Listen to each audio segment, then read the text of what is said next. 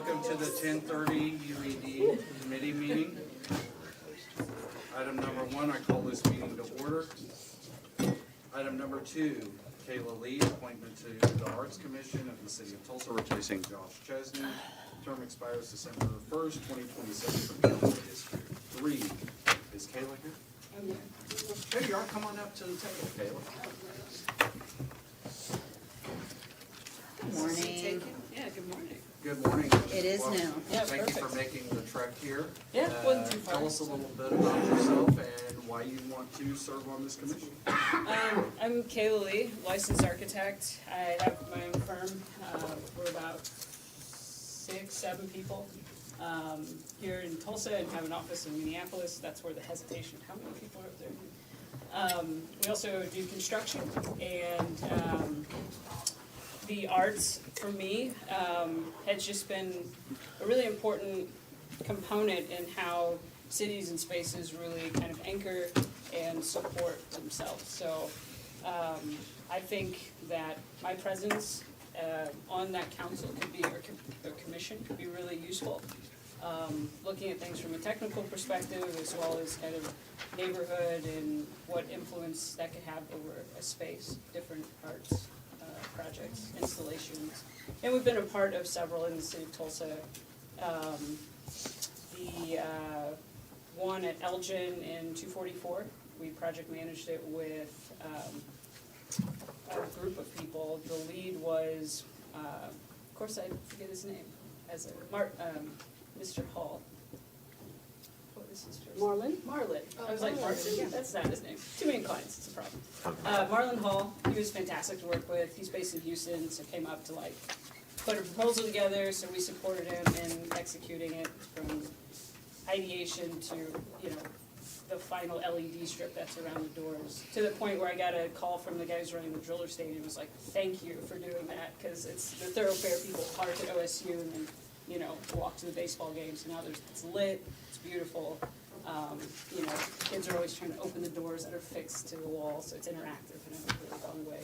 So it's just, you know, art is a catalyst for positive things, and being a part of that and helping to promote and get those things situated, I think is really important. So that's why I like to participate.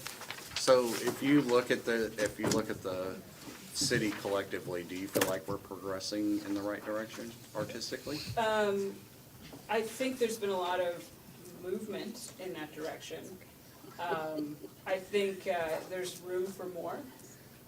There's a guy at my church says the biggest room is a room for improvement, right? So it's I think there are definitely opportunities.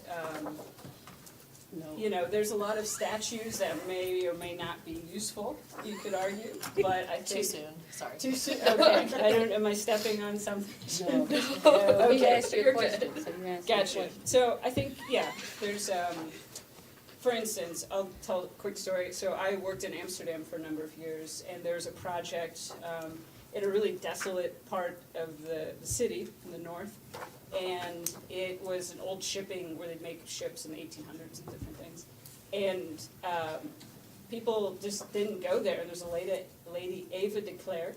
She created this like arts hub and threw parties and invited artists to like create things, and people came and hung out. And then it was like, let's do a skate park. And then you had kids and families, and then the families were like, we're hungry. So then businesses started to pop up, and, you know, kind of the food truck, low-key kind of style. And now it is like the fastest growing $1 million apartment. Like it just exploded.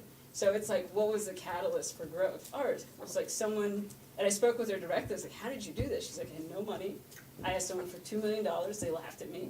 And so we just started with what we had, and finally got to the point where we were, you know, could go back and ask for that money, and got it, and we were able to, you know, renovate the building and do different things. So I just see it as a really, if we have places that are eyesores or issues, let's start thinking about it from that perspective as well. Not just let's clear people out or, you know, improve the roads, which I think are both maybe meaningful things, but let's think of beautification through simple gestures of art and using, you know, the people in our community that have that kind of impetus to create and ideate beyond maybe a really technical scope, you know.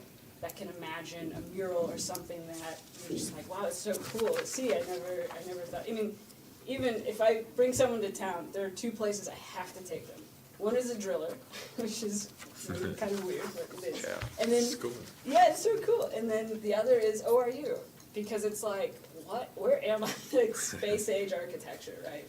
So it's like, you know, one's a statue, one's a building, or a series of, and we have those things elsewhere, but it just, when things are done well and with that sort of inspired momentum, it can create something that, yeah, I think the city can stand behind and be proud of, so, yeah.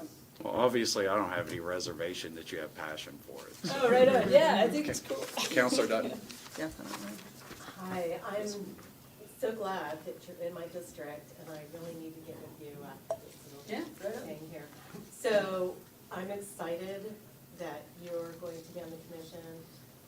I'm involved in that as well, and Cool. I really would like to see more cultural Yeah. type individuals participate Yeah. outside of the standard art box, Yeah. you know, Renaissance and all that Yeah. traditional art style, because, Yeah, MFA. yeah, in Nothing wrong with 2025, them, but yeah. we're into all sorts of media now as far Yeah, as art totally. goes. Yeah. And I think having you on the commission will help expand bringing in individuals from other aspects that have different lived experiences for art. Yeah, So I really absolutely. appreciate that. Yeah, cool. Thank you. I look forward to, Yeah, it should be good. yeah, to working I'm curious together. how the commission functions, if it's an outlet for creating like RFPs, or if it's just something where we're processing things, someone says, I want to do something here, and we review it, you know, like a historic preservation kind of Mhm. situation, so. Yeah, I think That it's- part I'm not very clear of, but either way, I think I can support either function, so. Well, we'll have to connect and, Well, she lives in your district. right? I know. Yeah, right. Yeah. I think that's great. Perfect. I love it. Any other, Counselor Archer? Well, Kayla, it's good meeting you again. We Yeah. were together, A couple days ago. yeah, a couple days ago with Gene and Homer. Yeah. But in that meeting, I just got a front row seat to your commentary, your brilliance.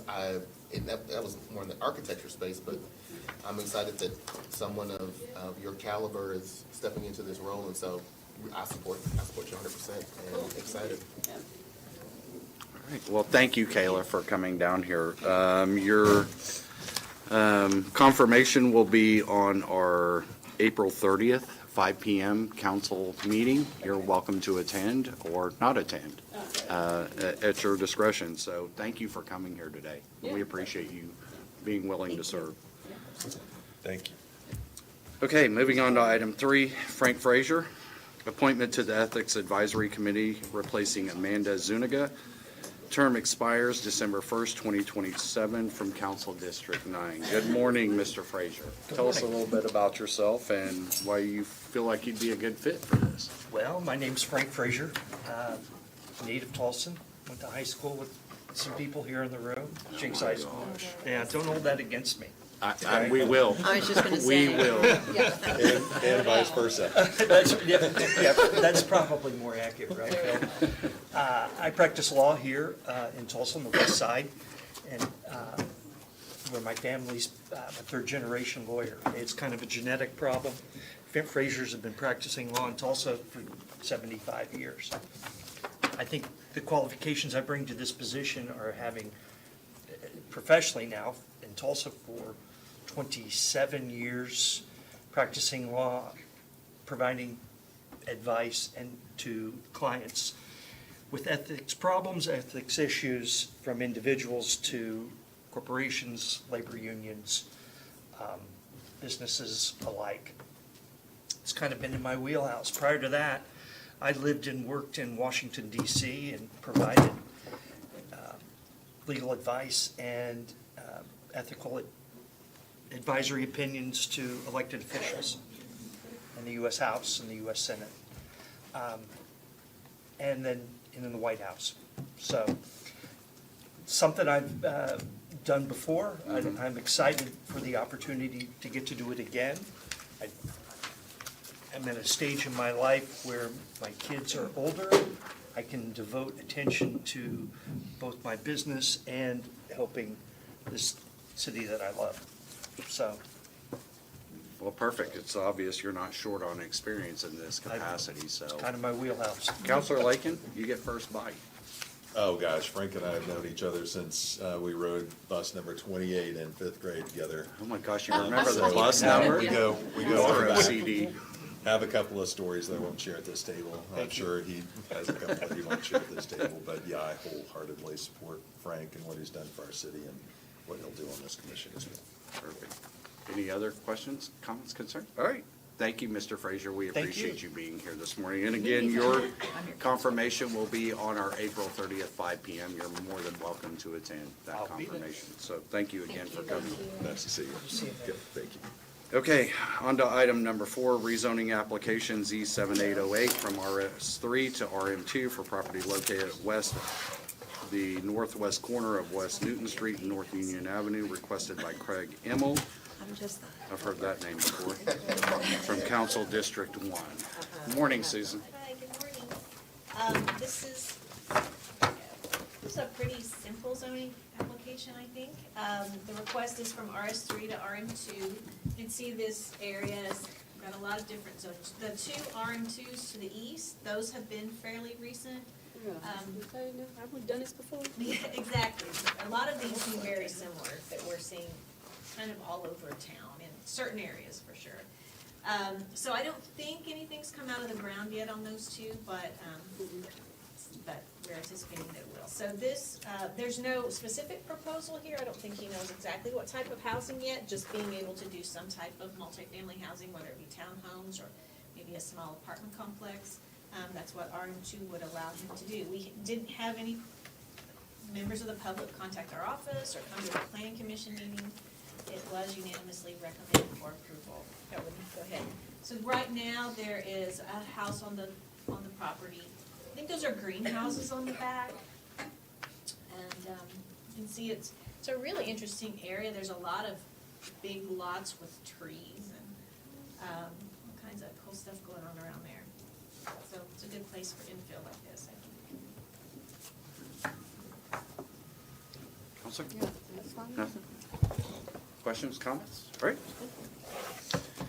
Moving on to item 5, ordinance amending the fiscal year 2024-25 budget to transfer available appropriations of $718,123.31, excuse me, between projects within the 2019 B Sewer Revenue Bond Sub-Fund, lift station transfer.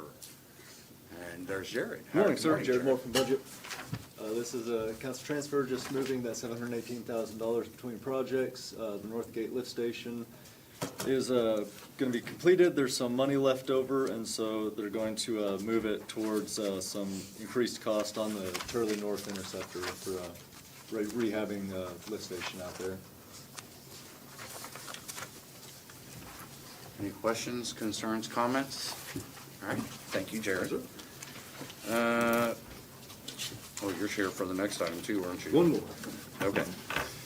Item number 6, ordinance amending the fiscal year 24-25 budget to transfer available appropriations of $30,000 between projects and account groups within the Emergency Rental Assistance Program Sub-Fund.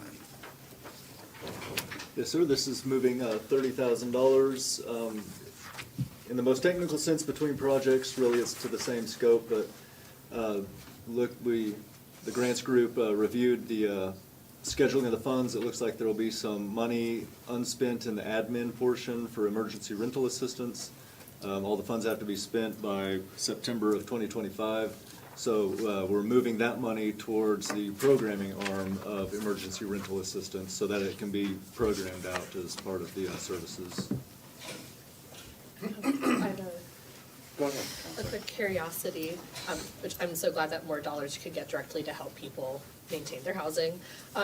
With this coming out of, you said like money that was remaining from admin, Yeah. is that like staffing specific? I was just kind of Yes. curious was it that there was an unfilled position or just less staff time ended up allocated to this since it's administered, since it's administered by Technically- Restore Hope and not the city? Reese's staff, but it would be unfilled positions, less time charged towards it. 30,000 isn't a whole lot of money spread Yeah. across staff an entire year, so I think it might have just been some end-of-year true-up. Okay. That's a lot of it. There's no gaps in staffing towards it or anything like that. No, I mean, well, part of me is like, hey, anytime you can have less admin overhead and get more dollars Right. directly to people, that's great. So, So. the grants division, I'm curious if is this, I don't know what the year-over-year trend is for remaining dollars to be allocated, especially for emergency rental assistance. But if this was I'm kind of looking at Reese, but if this was something that happened and is still a sustainable way for the grants department, it's good to know that there might be maybe there was an efficiency that happened that made some of these dollars available, where they might continue being available, and maybe not as much staffing or staff times needed from grants. I don't know if that's an accurate read. I don't know if that would be an accurate Yeah. statement, but. Reese, do you want to Reese, do answer? you wanna Wanna go? come on up to the table? I'm just curious, because it's always one of those, and trust me, I know from a nonprofit setting, I never, sometimes you don't want people to have too lean of overhead so that they're not efficiently operating a resource or a grant, but at the same time, I'm just kind of curious. like- Yes, so with these funds, obviously, these are not recurring funds, these were given during COVID, so we're coming to the end of them. So Okay. we don't have these coming again. Okay, We estimate we're allowed a certain percentage for admin, so we estimate at the beginning how much we're gonna need, so we're coming up to the end now and realize, hey, maybe we overestimated, or there were some savings, potentially like staff, so that's where it comes from. okay, so we won't see this again. No. But they could apply for CDBG if that continues to exist. Correct, yeah. Okay. And if we have admin left over, we do put that in carryover every year, so. Okay. Yeah, so that does get reprogrammed into projects the following year on our HUD site. Out of curiosity, sorry, final question related to rental assistance. Can that happen between projects where, I'm just trying to think of how to ensure we continue to have good emergency rental assistance resources, where even if these specific federal dollars dry up, is there the ability, if there is overages from other projects or other grants, for them to be reallocated to rental assistance? I'm just trying to think through this program and if these funds are. Potentially, it depends on the grant, so a lot of our grants have limitations on what we can spend the money on, so, and certain percentage then within that grant.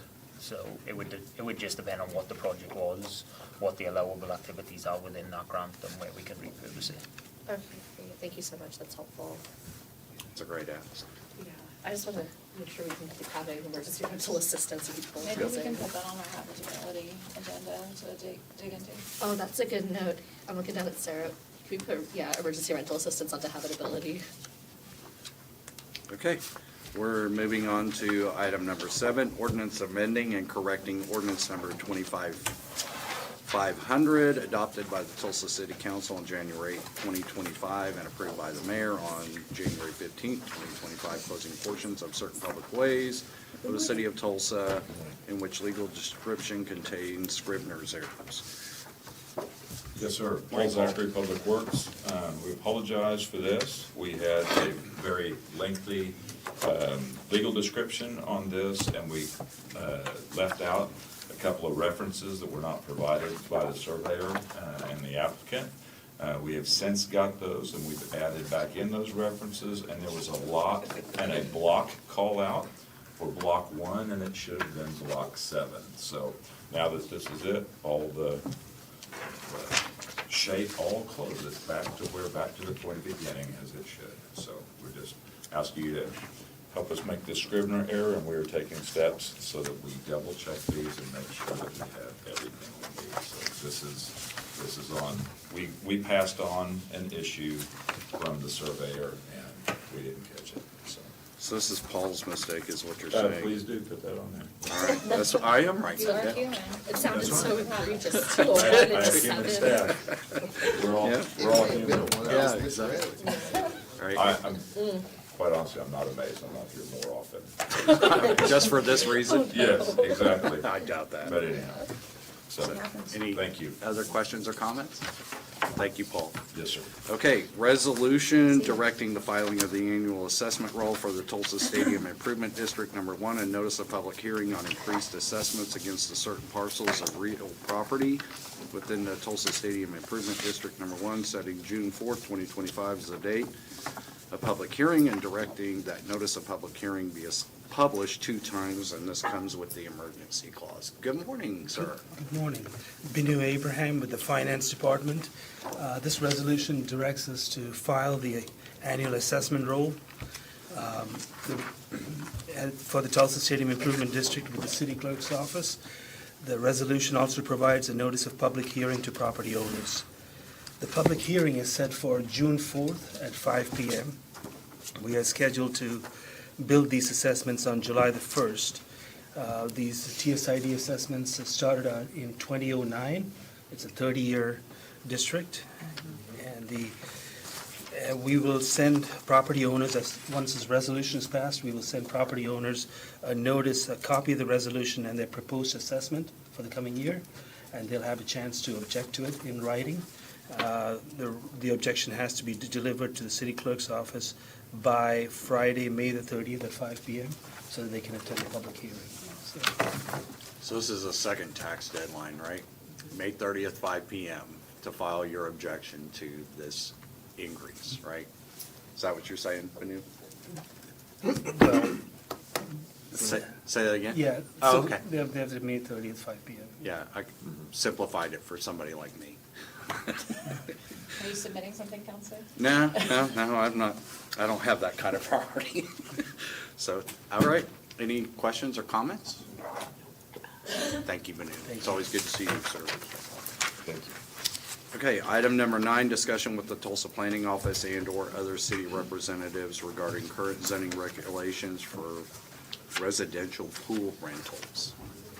Oh, this would be like those apps where you can like rent out your personal pool to other users. It's like, yeah, it's like an Airbnb for your Oh, pool. my Yeah. goodness. Wow, I've not heard of this. Yes, it's in Yeah, there. and At least the parties. And I started this Side hustle. conversation, somebody was asking me about it, one of my Yeah. constituents was, and the HOA, close to where this individual was looking into it as well, they have different opinions, as you might imagine, so I started asking Susan You mean about the it. HOA was monetizing their community pool? No, the HOA, and I don't know if these two things, I don't know if he lives in the same neighborhood where I was having the HOA asking me questions, but the HOA did not want it to, a swim play to happen in their neighborhood. Do they have a community pool or does it matter? No, it doesn't have anything to do with the It's like community a pool, it just has to do with Strangers in the neighborhood? somebody having, one of these in the neighborhood and it creating issues. Again, I don't wanna blend these two things together, but they were in close proximity Yeah. to each other. That makes sense. So I started asking questions. This individual continued to ask how we could make this legal. It's not legal now, but Susan's gonna talk to us about the whole issue. Okay. So, the issue, what is it? There is an online platform that lists private pools for rent by the hour in residential neighborhoods. So someone has a pool in their backyard, they can list it on this platform and it rented out by the hour. So the Tulsa zoning code does not allow for this use in a residential district. It is considered a commercial type use, and we have home occupations which are accessory to residential uses. However, okay, real quickly, type 1 home occupation is, maybe you're just an artist painting in your house. Nobody comes there, you don't have any employees, that you just do. Type 2 home occupation, there, you can have up to 3 customers and up to 1 employee that doesn't live there, but you do have to go to the Board of Adjustment and get approved for that.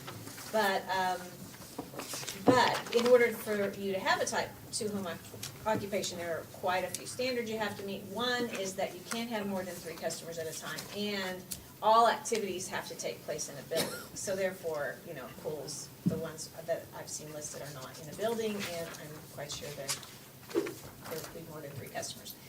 So, and another provision in the home occupation section is that those standards cannot be varied by the Board of Adjustment. So they can't go to the Board of Adjustment and say, I want variances to these rules that exist. It's specifically not allowed. This is just a little snippet of the platform to show the ones that are listed online in the city of Tulsa. Those costs are per hour costs. Within the city limits, I think I counted about 14 that are listed right now. So that's what we see. This is an example of a listing. So this one, since I showed the little dog on the front slide, I picked one that allowed for pets. So this one does allow for pets and up to 40 guests, so that's, in my opinion, kind of substantial. So, Sounds like fun. yeah, that's a serious pool party. $35 an hour, so this is an example of one of those listings in Tulsa. In order to allow for the use, there's two potential paths.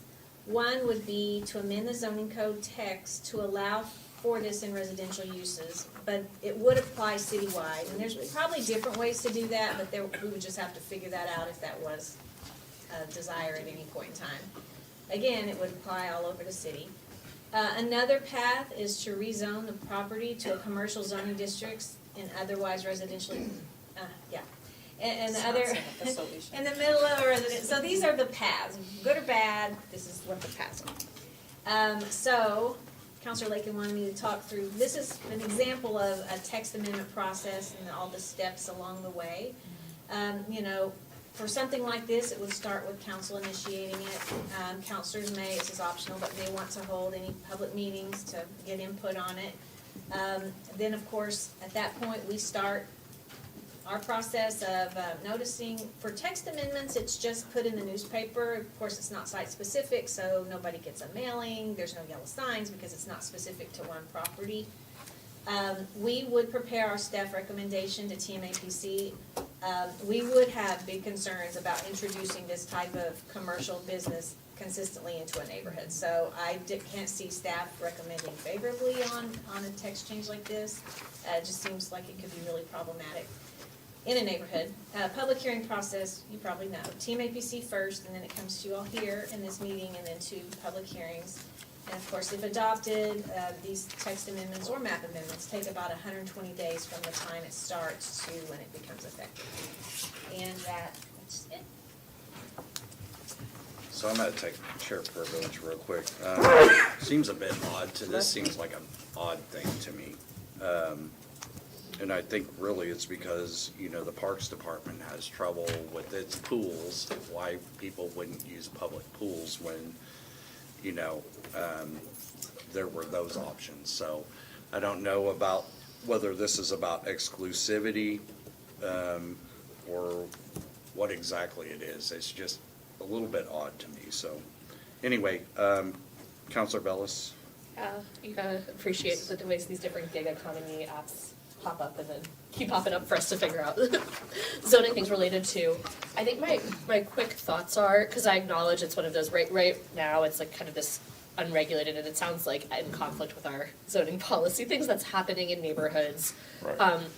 I'm curious about, for instance, when you have something that's listed as like 40, about our ability to cap numbers for those listings or how that works. It's like, I think this platform isn't as advanced or evolved as your like Airbnbs and Vrbo's are at this point, because those ones have had to over time interact with different state and municipal and local policies and really refine how they interact with those different license requirements or zoning code things, and I don't think this one is as like old or as evolved in that. So that's like this, I'm just naming that as an interesting kind of like, they're probably not used to having to align to certain municipal standards. I don't really know what that looks like for other cities, or if there's other cities that already have policies related to these types of rentals.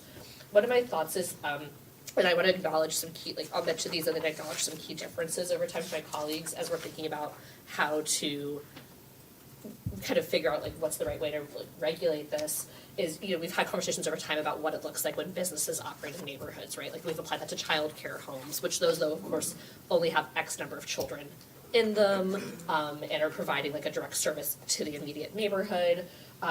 Obviously, a more comparable conflict that's come up really to commercial things operating in neighborhoods where you have guests and various people coming in and out, and parties are short-term rentals, which I think that's still a conflict that we haven't fully resolved, and that market's really shifting. This one's obviously a bit different because it's not at the will of events happening or hotel capacity, and costs or so much else. It's much more of the seasonal, people want to access a pool and be able to use it either for their family or for a larger purpose or not, and these are conceptually affordable rates relative to doing memberships at some of the pools around town or other things like that. and again, this is like pretty seasonal. I'm just naming all these factors, like I don't actually know what like the right policy solution is, but it's, because I think I'm getting this sense of, I could see, especially when you hear a number like, oh, they're down to host up to 40, where I could see easily a lot of people responding with, I don't wanna have this be allowed in a neighborhood at all. But I can acknowledge for like, you know, however many pools we actually have in the city and however many would actually rent it out at the scale of the impact right now, it doesn't seem like something that I think should be regulated away necessarily. It's just more of how do we put good limitations or guardrails on it, and I don't know what that looks like. But I just wanted to kind of name some of those factors because we've considered different things like this over time. And the unintended consequences are always tricky, and this is an evolving app that hasn't, it sounds like, dealt with a lot of regulation historically, so. I'm not overly concerned about neighborhoods that have formal HOAs. It's the ones that don't have established neighborhoods. So I have Lakin, Dector Wright, Bush, and Dunn. That's the sequence. Counselor Archie, do you want to be on that list? Yeah, and I mean, you all may ask the question I'm asking, but yeah. Okay, all right. So next is Counselor Lakin. Yeah, I just put this on the agenda so that we could talk through it, especially because the constituent asked me to put it on. I have real concerns with just the number of neighbors that would be impacted by somebody hosting a party. Some of these listings that I've reviewed don't even have bathrooms offered, so you could be at the pool for 3 or 4 or 5 hours. You could rent it out and not have any place to go to the restroom, which is problematic. Besides the pool. Yeah, I know. That's what puts the pee in pool. Right. I know, everybody got there on their own. No one does So, that anyway. and they're renting beyond just the pool, they're renting the backyard and the grill and the putting green and, you know, various elements of their backyard. So, you know, I think having a pool party is one thing where you do utilize it for your own family or your own friends or whatever, and they tend to be occasional. This could be something that could be frequent. If you have 40 guests, you may have 20 cars, you may have 40 cars out in the street in front of these homes on a very regular basis. I do get it from a pool owner's standpoint. We have a pool that, I don't know, I'm not getting in it this summer. And, you know, whenever you don't have kids, you tend to have just a pool in your backyard that you have to maintain. So I understand that people want to make income from those assets. But I also have to have the balance of what does it do for the neighbors, the immediate neighbors, and the neighborhood overall.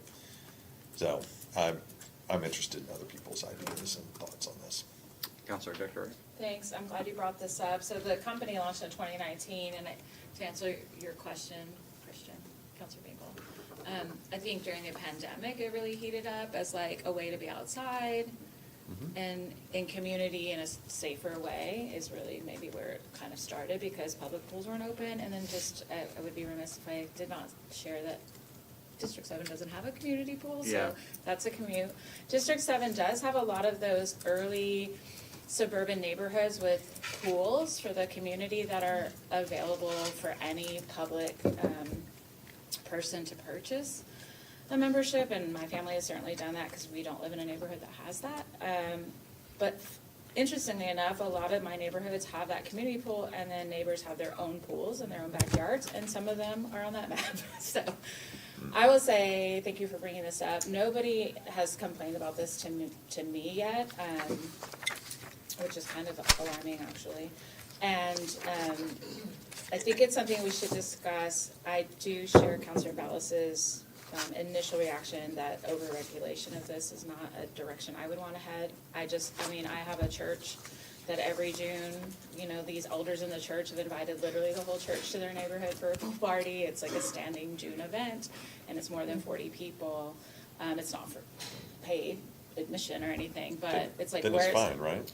Yeah. Sure, but when we talk about neighborhood impacts and Yeah. parking, and it's like, where's the line for somebody who just has a property that they want to use in that way for their friends and family versus somebody like an empty nester that has, you know, a lot of land and a lot of putting green or whatever. I have not experienced a backyard with that, but Yeah. maybe I'll look on that app and see who's offering that. So I think there's a push-pull there. And I guess I would always go back to the question of, one, if it's an HOA that can do civil regulation, I would always encourage that first. But I would not want us to get into a space where then neighbors are assuming it's been monetized and it hasn't been. It's like the church cookout that we have every year, but maybe they're new neighbors and they don't know about it. I don't know. I just don't want to get into these like backyard wars. So I think we need to be very thoughtful, and I'm curious to know if there's any other communities that have already addressed this issue with some sort of regulations, and we should maybe look to that. I'm guessing communities in Arizona or, you know, Sunshine Belt states might have already crossed over into looking at some regulations if there needs to be any. Right now, since it's out of compliance, would that be like a code enforcement issue or a? So Brant was gonna be here and he had an emergency and couldn't be here. Okay. But yeah, I mean, as you know, our code enforcement is, you know, reactionary. Sure, when so things on happen. complaint. He received, he had, I guess, 2 complainants, I assume it's from the person that you've communicated with, but that person pulled their listing off of the platform, and I think it was coincided with fall anyway, or the weather getting colder. And so nothing ever happened there. You know, it's not like code enforcement is going to just pounce on these and you Go know, on shut them apps and down just- now. yeah. It is complaint-based. The only difference I would say when, you know, I have someone behind me with a pool, and I hear them, sure, but it's not frequent. I mean, you know, they don't have, it's their family having parties, and so it's not a reoccurring sort of thing. So I think it happens, and that's fine, that's what your Yeah. pools are for, it's just the frequency of it. It's not a commercial enterprise. Right. Yeah, the final thing I would say is, as we look at this, to definitely look at how this, whatever regulations we end up doing could impact the short-term rental communities. The entrepreneurs that are licensed to have their short-term rentals, a lot of those properties do have pools.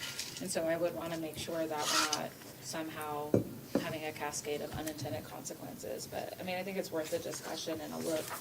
And I would just be very curious to know what other communities have already addressed it, since the platform has been around since 2019. I know we're the middle of the country, maybe slower to adopt. I don't have the short-term rental language in front of me, but there is a provision in there about no parties also in short-term rentals. That's right, between that and then the sound machine monitoring or things, it does seem like there's stuff we could copy and paste as a Sound requirement. machine monitoring. They, like, for short-term rentals, they have some requirements that's part of the licensing that goes with them, where it's like, hey, you're gonna get this license, you're gonna put the certain things on file, and some of that includes that you're gonna have, like, they have like decibel readers, and sorry, that's what I meant. I said sound machine because I have a toddler, Yeah. and so I'm used to putting on white noise. No, but yeah, they have decibel, you know, they have like decibel readers and things like that they're supposed to be notified about, and like, it requires certain things of the person who owns the property to ensure that what happens on Monitor. that site isn't like incredibly disruptive to the neighborhood.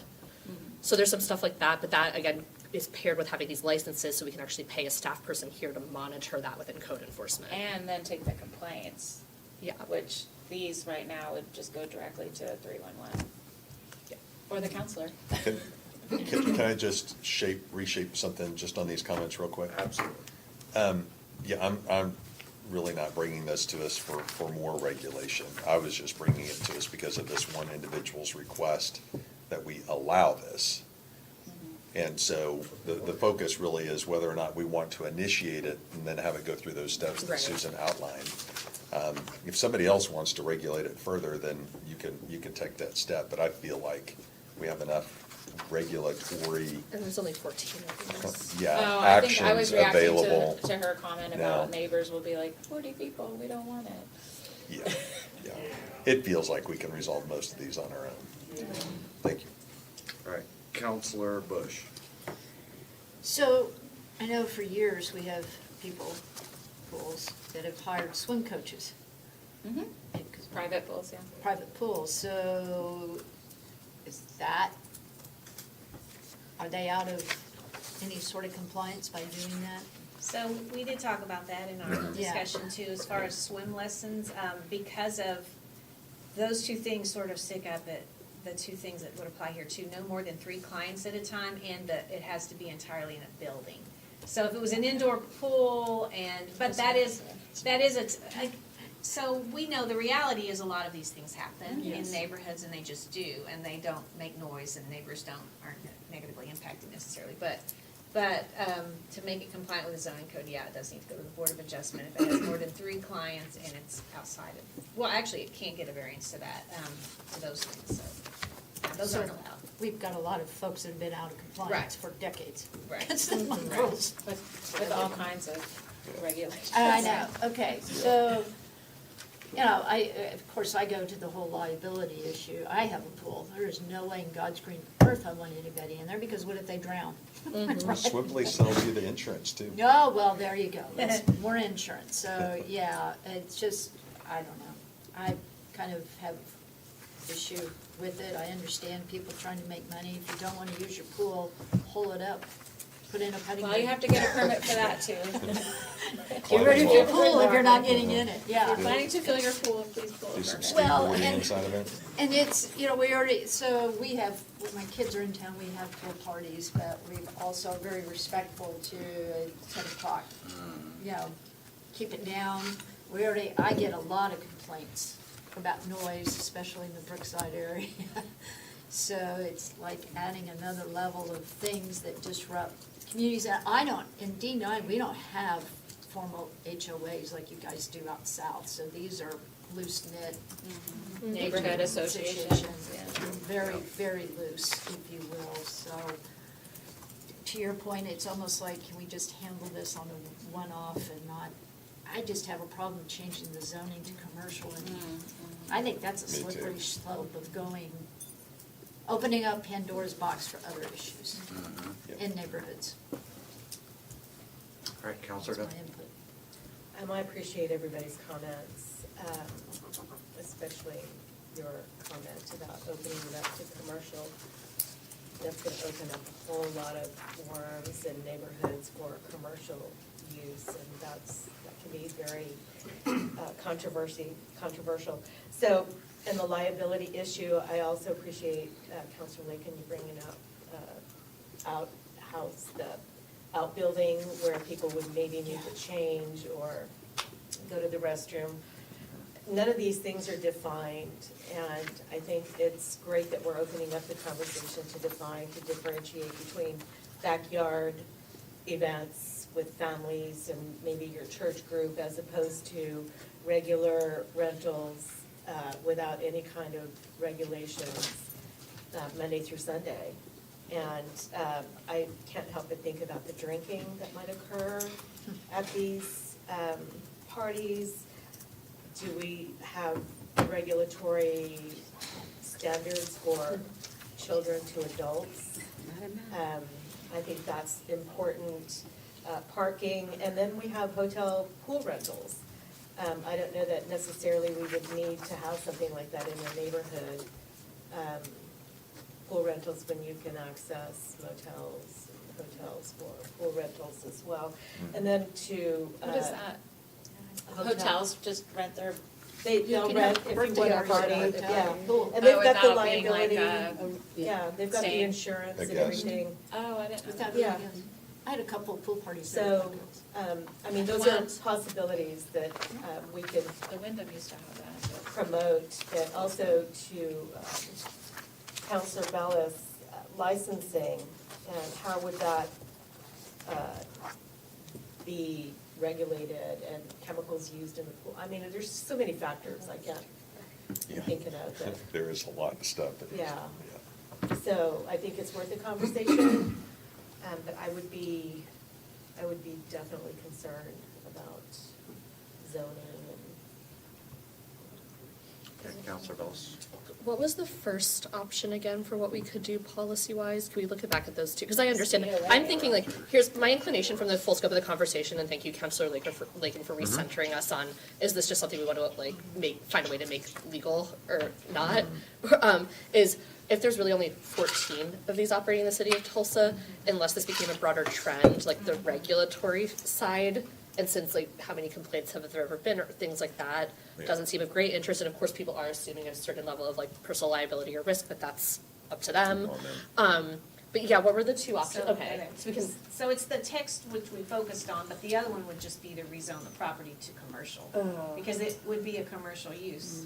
are these the only two options? Yes. Comfortable with any These of both that. kind of, these, it's not your fault, but these both suck. Yeah. No, I'm just naming, like, I don't like either of it's, those they're both options. can of worms ones. Which then it's like, just like us all be just being, now that we're here though, then it's like us just kind of going like this, like about extra legal activity from within these areas. So we don't know about what any other city does, or does everyone just kind of? We didn't do any, I didn't do any research Yeah.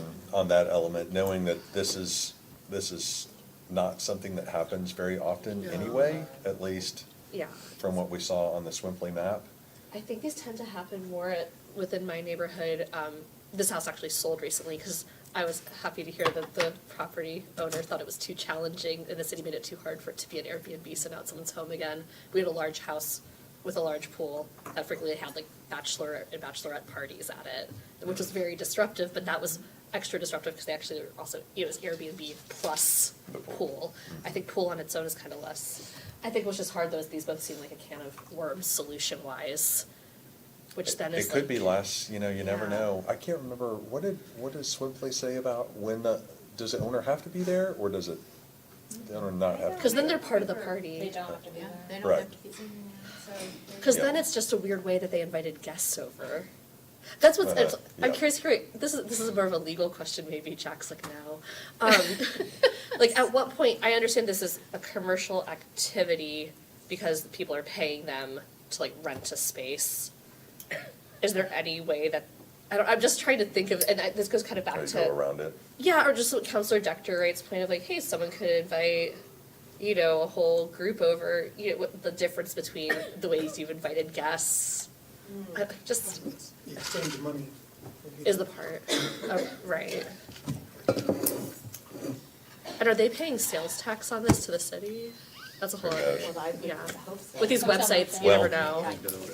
The state Sounds has like we to need a elect working group to do If- that. I don't wanna be on it. A deeper dive? Yeah.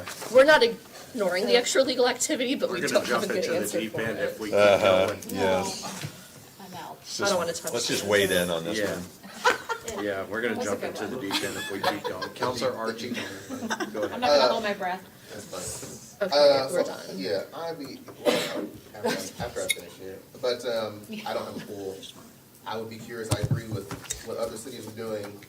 No one has complained to me about it, and I kind of resist the desire to regulate or over-regulate maybe. My thought is, let them innovate and then let the regulations flow Then from there. regulate. I think the challenge is that technically it's just actually not legal. Like, that's the, like, and then now we all know about it. And then That's the, awkward. so the last point that I made. Good thing our new ethics commissioner is sitting right here. Yeah. Right, Yeah, exactly. you tell us, do you feel that it's ethical I for us saw to the turn a whole blind council, eye that's to not these legal. 14 pools? Well, it's just this code enforcement after that.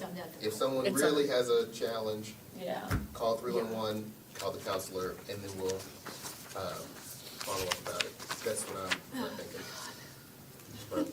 But, Counselor Lincoln? Yeah, the summary for my personal position is I'm in no way interested in initiating Either. anything on the council side. And if these do come up, then I would just turn it into Brant and Code his enforcement. inspections team and let them go Yeah. just talk to the neighbor. Which technically that could get that side of it with this company shut down, but that's, I guess maybe the risk they're taking by engaging since it's not within our code. What do you mean it's not within our code? Well, since it's not actually legally allowed, if Yeah. code enforcement gets a complaint and then goes and is like, oh, you're doing this kind of commercial activity. Yeah, then they'd have to shut it down at that location, and then Yeah. there could be 13 that are still up and operating until such point where maybe all 13 are gone because of the complaints that are Yeah. issued, That is one way to do it. so. Counselor Doug? Just a couple other points. Mhm. Reading about it just a second ago. Mhm. People are also utilizing it for hot tubs and jacuzzis. And so that would go into, it could go into evening hours and untold hours into the wee morning. support neighbors if that was something that happened. Sorry. And, The visual. yeah. I know, it turned salacious in my head. It did to me too. Counselor Dingle. That club, that didn't happen. Oh my gosh. He's going to confession later today. I think if we had some sort of permitting process where we would be able to keep track of all of that and they would have to pay But the permitting issue fees. is that How in do we order go to from make it this to legal, bike we club? have to do one of I these. understand I that. don't wanna do that. Those In are the order bad. to collect taxes Why are as a we doing business, Yeah, then we don't though, have I to think worry we about it. really We need, could just- if that's something that we're Business gonna. Sounds like we're gonna keep tracking data on this and Yes. seeing what happens. Okay, Counselor Dr. Wright, Thank before we you. drown. I will offer to do some research. I'm on the Swimply app now. I will say of the 14, as pools start to open again, we could maybe anticipate more than 14 being registered. I do think it might be seasonal where people put it on and take it off, so probably in the next month we should check again. But I'm seeing like reviews of South Tulsa Splash and Swim in Tulsa with 50, 95, 60 reviews for these different locations. So they are being utilized. And I'm sure now that Kevin's here taking copious notes, more of the public will be aware that this even exists. And Party. for now, it sounds like it's on complaint, but then it'll go to code enforcement. But it's probably something we should look at. I will look at it. I think some of these are operating in my district, and I'd just really be curious to see how other municipalities have already maybe put some stuff in place that's not super expensive or restrictive or overly cumbersome. I guess out loud in this discussion, it's like, is there a pathway to making it a request that goes before the BOA? Kind of how we do with some other things where they get a 3-year thing and then they come back. I mean, that's just where my brain's going. It would really turn the restrictions upside down on what type 2 home so it's, Yeah. it becomes not a home occupation, it's just too intensively used in the neighborhood. So you can't just make that change and not open the other uses up to having more than 3 flags at a time. Right. Counselor Gilbert, you've been sitting down there with your floaties on. Do you have anything to add? Thank goodness I have They're them. water Do you wings. offer some I'm trying to instruction in the summer? put as many swimming jokes into this as I possibly Yeah. can. I think I don't have if anything if to it's add. going to happen, it would have to be a business. I mean, just like with any other business anybody Yeah. opens, you have to pay your taxes and get all kinds of other. And I think comparatively, it's totally different from the annual event that you're talking about, where it's a one-off versus what, we're talking about collectively. Yeah, 95 Accessory people at one uses place of homes for rented it. businesses are a challenge in some areas more than others. 95 reviews. So, yeah. Oh, For yeah. We one gotta location. be very Right, not careful about 95 how at we a time. approach this, so. No, but, Yeah, I know. Okay. and 60 reviews of this one, and Okay. Is everybody swim certified now? All right. Oh, God. I'd Now rather that hear we've about the done bike. that one. Try Can we get on? Item Good water 11, on this we are one. adjourned. Thank Wait, we you. didn't do 10. Yeah, we did number 10, yeah. Oh, we did, oh, I'm sorry. Whoa. Yeah. Sorry. Hold on. Lincoln for Did I- bringing that one. Yeah. Did I adjourn prematurely? You did, we're not adjourned. Oh, we are not Bike adjourned, club. we're back in Unadjourned. session. Here, yeah, inviting I my club. totally apologize, I thought this was. Here, wait, you last read the time. item and then I'll do a little intro, and you all could, You might not want to come to this table, but. you also, you all wanna Do you want to be on the table too? Yeah. I apologize. Item 10, discussion with representatives from Bike Club. I thought the first rule of Bike Clubs, you don't talk about it. We're gonna talk about it. Regarding the program and their work in the community to increase cycling skills and life skills with youth in our schools. Yeah, I'll just do a quick little intro about why I brought Fight Club to the table, which, by the way, the first few times someone said Fight Club to me, I also heard Fight Club. Thank you for the continued dad jokes after our last item. One of the reasons I brought Bike Club to the table was until I met with them fairly recently, I was aware of their conceptual programming, and I know they do a lot of work across most elementary schools in the Tulsa area, but they also do so much in relationship with our parks, in supporting attendance of students getting out of neighborhoods into schools. And so one of the big things I think we've spent different amounts of time thinking about is what's the city's position in supporting our schools overall, and we know that attendance, of course, is an issue, and that this is one of those key components, paired with, I know they also, are some of our main users of like kind of bike and pedestrian infrastructure, and they're collecting amazing data on a regular basis, like even through youth use biking, that show where kind of, that can help us even know where are gaps when it comes to infrastructure that can improve kind of neighborhood and school accessibility, paired with what they're doing to get kids out in nature, and again, what they're doing with some of our parks and the infrastructure they're actually building out as a private partner within some of our parks, I thought should be on all of our radars. And just would give us kind of a good lens into future collaboration opportunities across our districts. So I'll pass it over for the folks from Bike Club, not Fight Club, to introduce themselves. Thank you so much, Councilor Bellis. My name's Emily Damick. I'm the Director of Programs and Research at Bike Club, and I'm here with my colleague Cassie Dickerson.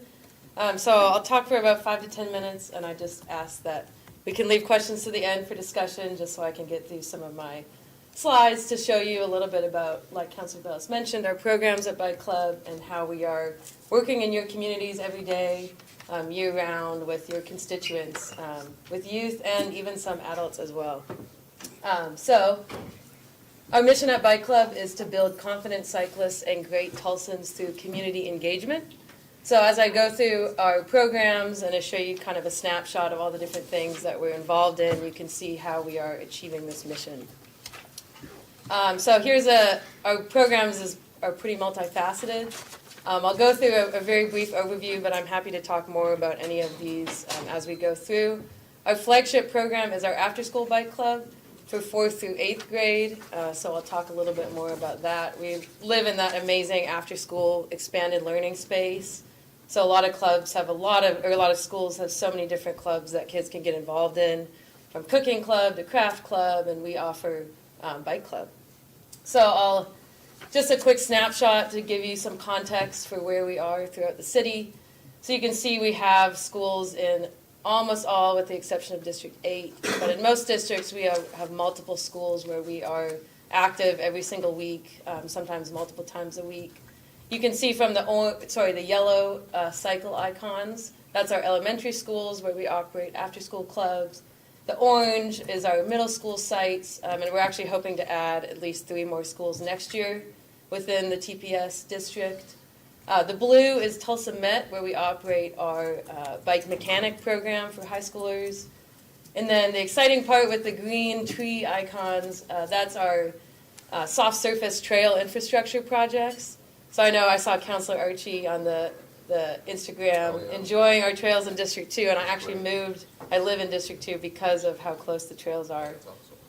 So we have Bales Park, Mooser Hollow, and Lubell Park that have over 20 miles of hike and bike trails. And then the ones in District 1 we are currently working on at Gilcrease and Flat Rock Creek. So we're really excited about bringing these types of green spaces to Tulsans, and hopefully offering some programming within these areas as well to help get people out in these amazing green spaces. And actually as well, I'll talk about this a little bit more, but that house icon is where we're building our new headquarters, which is very, very exciting, and I'll show some pictures of that coming up. So a little bit more about our after-school clubs. So we have 37 elementary and middle school clubs with over 600 students that participate. We meet once per week throughout the entire year, so that's 20-plus meetings.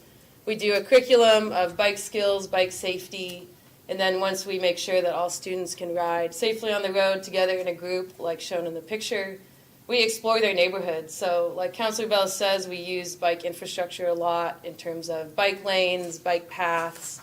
For example, McClure Elementary will ride and use the River Parks Trail and cross the beautiful new pedestrian bridge. And, some schools have better options in the neighborhood than others, but we really get out. We go to places like fire stations, the libraries. We get ice cream. That's always a student favorite. And then we also, with our clubs, there'll be 20 fifth graders, 1 faculty member, and a bike club staff. And we have adults from the community that will come ride with the kids and get to know the kids over the course of the year. So we have over 200 volunteers that come weekly and get to know our amazing, amazing students. So here's a picture from our bike club rally. So this is our big capstone field trip for our elementary school clubs. And this happens at the end of the year, and they work their way up to ride about 4 miles from USA BMX to the gathering place. And we get it's over 500 kids, plus volunteers, plus faculty. We have Tulsa Police help us, block off the roads as we ride, because as you can see from the picture a little bit, there's a mob of kids on bikes, and it's quite an amazing event. And it's really, really special for these students to achieve this ride and realize where their bike can take them. So I invite you to come to our next rally. It's on May 14th, so in a couple weeks, about 3-4 weeks. We don't ride exactly past City Hall, but a couple blocks north, we'll ride down Archer Street.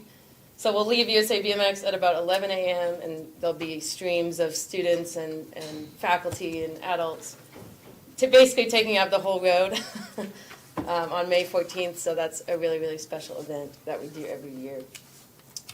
For our middle school students, we do a different type of year-end field trip, and that's our mountain bike experience. So these are some pictures from our wonderful riders from Monroe, and we do an expanded skill curriculum with our middle schoolers, so we teach them more mountain bike-oriented skills, and we take them to the trails and get them out in nature, and especially this is from this past December, and some of these students have never been on a trail before, which is really cool. So we get them out on the trail, riding into the beautiful green space, and this was a really, really special day as well. And we're hoping to do a lot more of this to get more kids on mountain bikes. So moving into our in-school programming, we do 3rd grade PE. So this year we're in 29 schools, and again, we hope to expand that next year. With existing bike clubs, so this is in 3rd grade, we teach 4 lessons of bike safety and skills, hopefully to not just build their skills, but also get them excited about after-school bike club when they move on to 4th or 5th grade. So in these schools, we see every single 3rd grader. So that's, almost 2,000 students, and then out of that 2,000, over 500 learn to ride for the very first time, which is such an impactful moment in a kid's life, and it's, Cassie and I see it every day. We see kids take those first pedal strokes and get excited, and their classmates get excited. So we're really, really fortunate that we're able to reach these kids. So this will be a really brief snapshot of our other programs that I mentioned, but we have our mountain bike race team.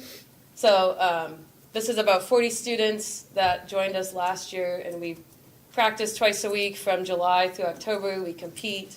And this year is a special year as well because our former head coach of Bike Club has now moved on to be the league director for the Oklahoma League.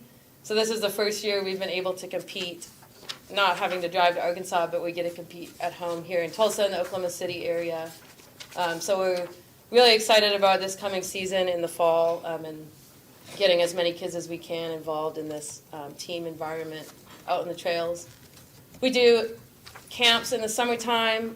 In the top right corner, that's some pictures from last year. We partner with Tulsa Parks, the Common Good, and some other organizations to provide 3 or 4 days of on-bike and mountain bike programming for summer camps. In the bottom right, I mentioned our Bike Tech program at the Tulsa Met with high schoolers, so that runs throughout the entire year. We do adaptive mountain biking, so with our partners at the Center for Tulsa, for individuals with physical challenges there on 11th Street. We have them come out to the trails, and this is an amazing population that absolutely love mountain biking, and I love riding with them. We usually ride once a week, more if we could make it happen. And all our trails are adaptive friendly, which is important as well. I mentioned our trail development projects. But part of building trails is we also actively maintain all of those miles of trails. And we engage members of the community to do this. So we have trail work days where we'll have volunteers come out. That picture is from Williams. They had, I think, almost 40 people come out from Williams to help us maintain the trails, raking, dig drainage, that kind of thing. And then finally, we also have Bikes for Kids giveaways, so every Christmas time we'll work with Family and Children's Services to give away as many bikes as we can to local families. All right, last part I'll talk about is our research and development. So one effort with Bike Club that we've been kind of instigating this year is studying how participation in Bike Club affects the mental and physical wellness of our youth. So we know that riding bikes, is improving our physical health and also improving our mental health, getting kids outside, meeting new people. And we wanted to measure that and have research quality and publication quality data that we're collecting year after year. We do it so far mostly with surveys, so we've collected over 600 so far. And we measure things like mental well-being, health behaviors, bike knowledge, and self-efficacy. That's more quantitative data, which I'm happy to talk more about, but I won't show any data right now. But we do have qualitative data as well, so I'll share a little bit of our perceived experiences. We asked students, what did you enjoy about Bike Club? And obviously riding bikes, they just love to ride bikes. Time with friends, students find it calming and they like to see nature. And then another piece of that, we call it transformative connections. So we ask kids how bike riding helps them outside of the bikes. And we really want students to recognize riding a bike helps me focus, or it helps me, go to school more. And we do see things like they recognize that riding bikes makes them feel happy or confident to socialize and meet new people, and it helps them get in shape.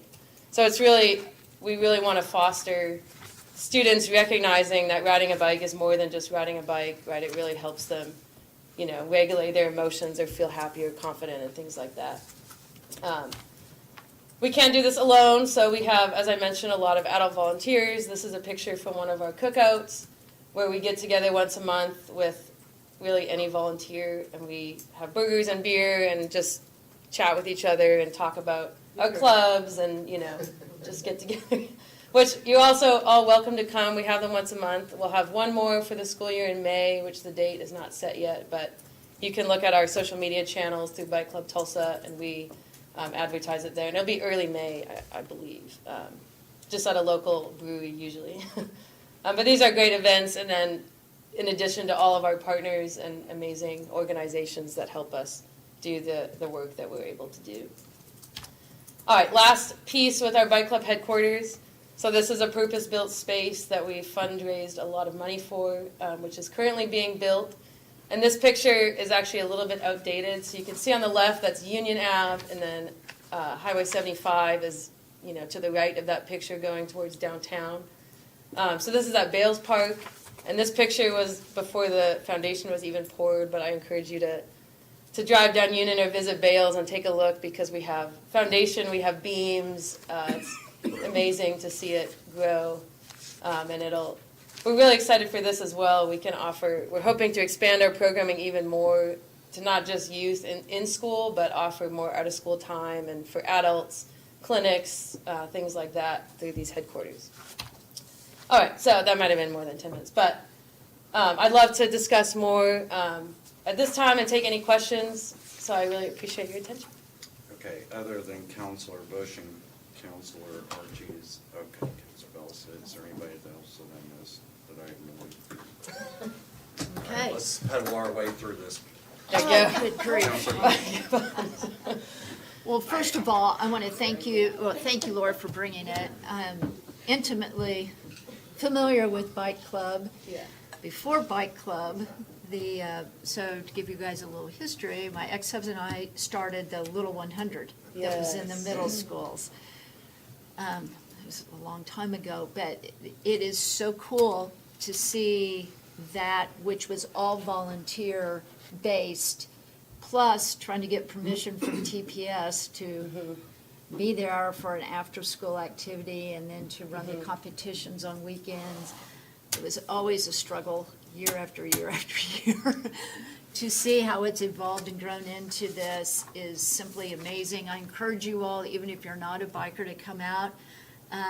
As a state rep, we started every year, I did the proclamation or the things for the kiddos in the May event, and then I would come and ride with them.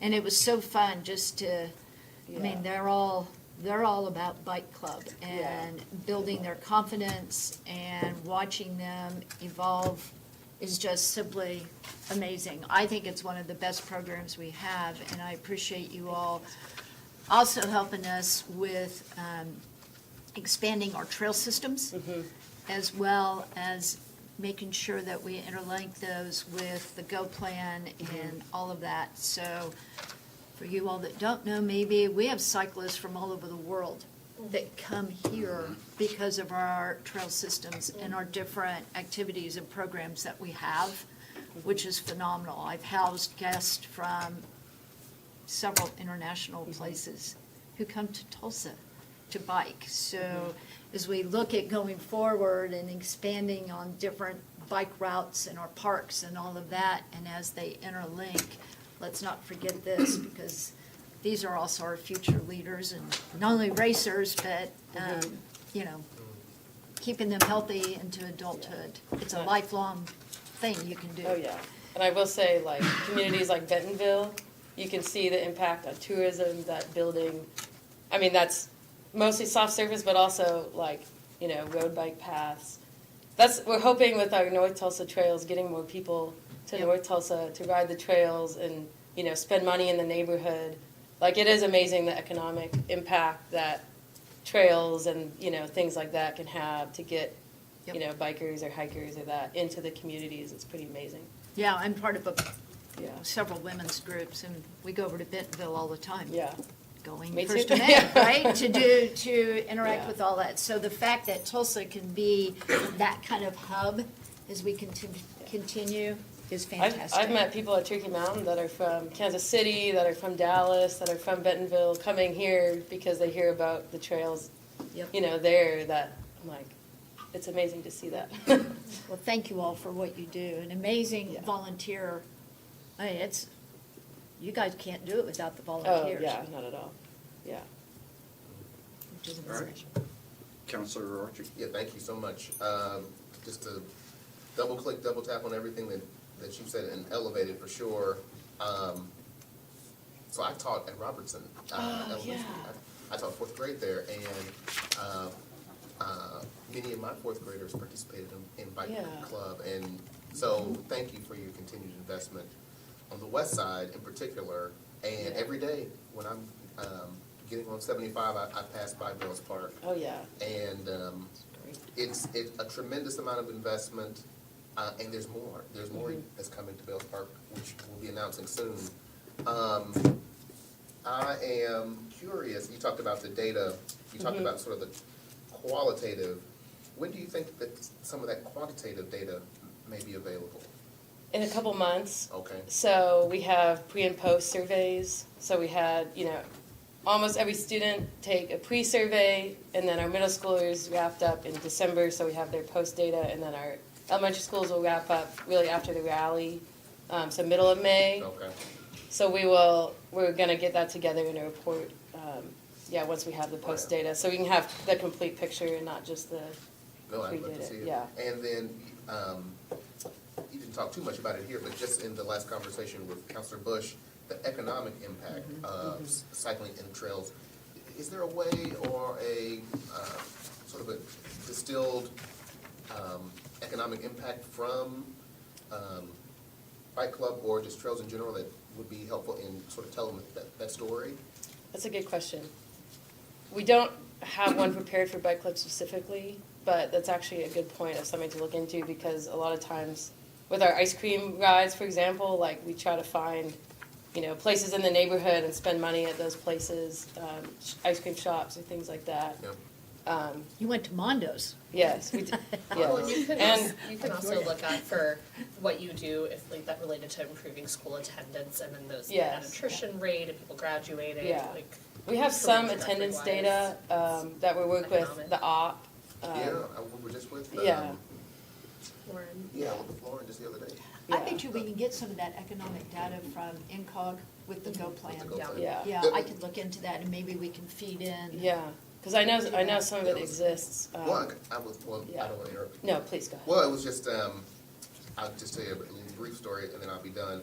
So I was at a business on the west side, and they said, Anthony, I know you just got into this office, there's one thing you gotta do, you gotta take away those bike trails on you gotta take them away. And I didn't have the heart to tell, I mean, I said, well, you know, we'll talk about this a little bit more. I didn't have the heart to tell her that there's so much investment that's happening at Bales and Blue Bell and with Turkey Mountain. We're trying to integrate that entire area.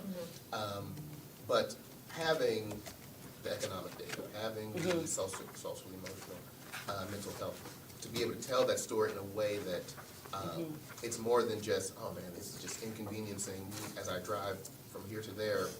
That'll just help me to tell the story of why these trails, why Bike Club, why these developments are so important. So, but great job. Yeah. Yeah, my quick thing, oh my gosh, Kevin Canfield. Sorry, just any chance, like, he gets to shame us so often. We just don't get enough opportunities at this table. Anyway, one of my big curiosities, and I remember hearing this mentioned when I was meeting with other members of your team a few weeks ago, was how they are starting to look at, because there's things like, right, our city sidewalk audits where people can go out and here's what I'm seeing, and ways for the youth to access doing that while they're going around. Because my big thought is that this is such rich data and experience that youth, and then like thereby they can kind of act as leadership in pointing out key infrastructure challenges to us.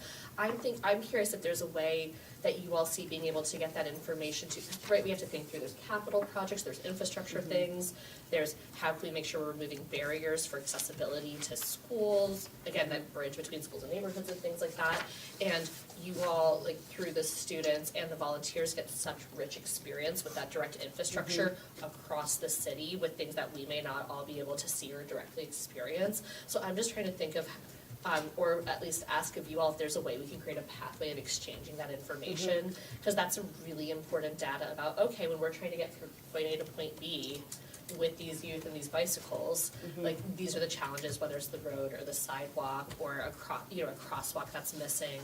I just want to make sure that, because then there's ways we can go check and go, is that already on a list? Or is that something we need to make sure is on one? What's the urgency there? Is this a real safety issue? I just think you all come across so much of that, and so it's that both this opportunity for youth leadership to really exercise and advocate, but also for us to become aware of some of those things where it's like, hey, in this one area, we, with Bike Club, always have trouble crossing the street. Like, this is always like a safety issue, or like the traffic is always a challenge, or whatever the thing is. I just feel like you all have so much experience in that, and I wanna make sure that we're getting that information from you all. I think with our post-survey, we'll get information like asking students if they feel safe riding in their neighborhoods and things like that. So I think if we continue the conversation, once we get that data, and you can give us feedback as well, like are there things, because we do, have access to over 600 students that have been riding all year, that I think if there's things that, that you have feedback of us, like if we can ask certain questions or get certain metrics, that can help us, improve our process.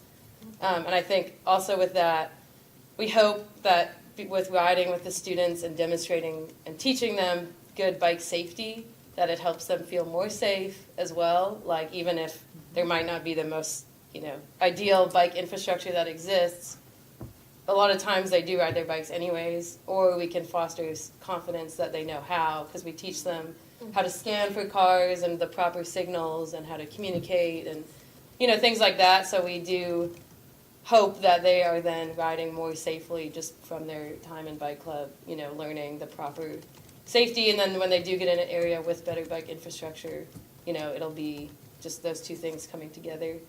But I would love to continue, like Councilor Archie said, once we get our post-survey data, we can, share that with you, and we can talk about it, and hopefully get your feedback about things that we can do or things that we can measure to help improve the experience of, pedestrians and cyclists getting to and from school. Well, we have a couple kids that ride to school, and I always love talking to those students. Like, one student at Hale, just to share an example. That's where I used to teach. Yeah, Hale Middle School, yeah. He's a wonderful kid. He was in our bike club in the fall, and I don't think I mentioned this, but at the end of the year, or the end of the bike club, if they attend and participate, we give them a bike to take home. And he's been riding his take-home bike to and from his house, like, almost 30 minutes, he said, every single day. And I pull up to Hale to ride with, after-school club, and I see his bike locked up in the bike rack, and it always makes me so happy. But I talked to him about, I'm like, how do you get there? What's your route? And, helping kids also look at routes and plan routes and take advantage of infrastructure that might be there. There's a lot of, amazing things that can come out of that. But yeah, I look forward to continuing talking about that. Real quick to follow up on that, I'm sure you will know, but on April 24th, the Go Plan is having their open house. Would love, if some of the students are available, the 11:30 to 1 o'clock is at the Zero Library. And then on that night, 5:30 to 7 is at the Martin Regional Library, which is over on the east side. So they have all the maps with the sidewalk, street connections to the different trails, and they're really looking for input. Yeah. So if you've got some of your kiddos or Yeah. some of your volunteers that already know some of those problem spots, because I know that's coming up quick before you do your thing, I really encourage you all to show up and highlight those, so a that great our idea. planners don't go down a path that really is probably not a safe route to connect our trail systems. That's a great idea. We can share that. And actually, lastly, one thing too that we've thought about is creating a youth advisory council with Bike Club, which we're hoping, in the next year or so, but having, youth leaders, students that are either current Bike Club members or former Bike Club members.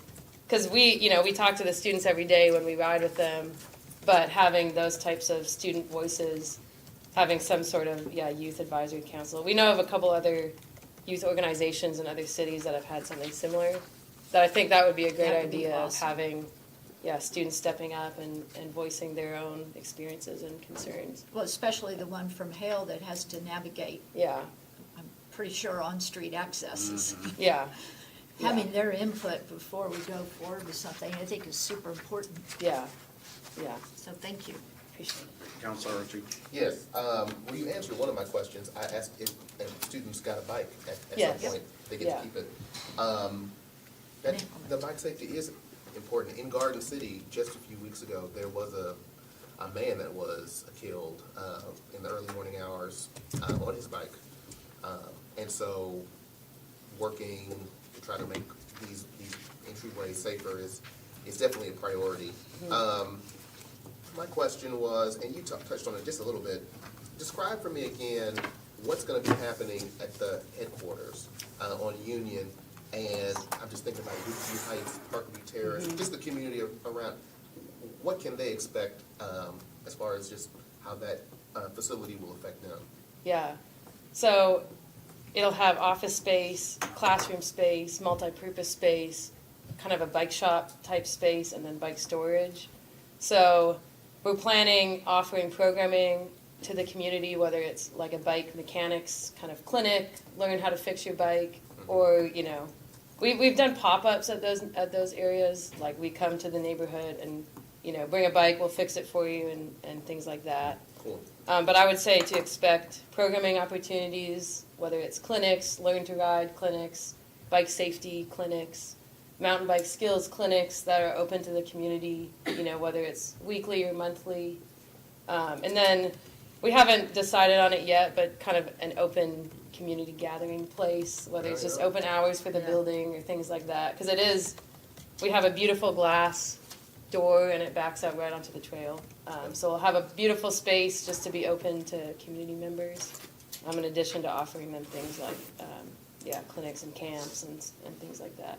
Summer camps, Okay. yeah, things Are you like thinking that. about putting a pool and perhaps a community? Maybe a hot tub out of that. We have already swam that. That would be triathlon trip. We're treading water in that right now. Oh. I'm sorry, Councilor Bush, I know. Counselor Dutton? I have a quick question, and it's a concern that's been happening in my district along the trails, especially the Mingo Trail.